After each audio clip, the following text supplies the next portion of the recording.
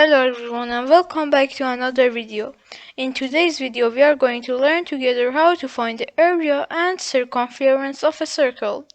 Make sure to watch till the end of the video so you can learn something new. First, I am going to explain some important words that we are going to use in this video. Area is the amount that is inside the shape. Circumference is the amount that is around the shape. Radius is a line that extends from the center of a circle to the circumference. Diameter is the line through the center of a circle. The diameter is always twice the length of the radius of the circle. Pi symbol is a symbol that has a value of 3.14. You can find the pi symbol's value by dividing the circumference by the diameter of the shape.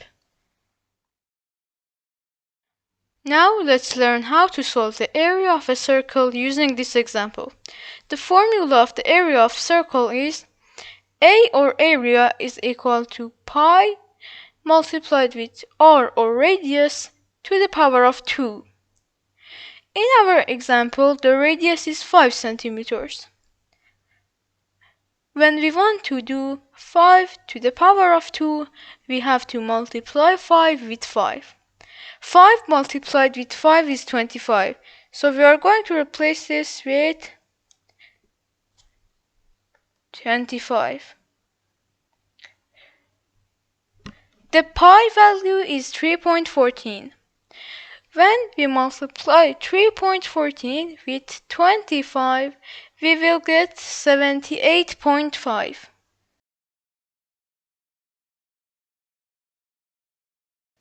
So the area of this shape is 78.5 centimeters square.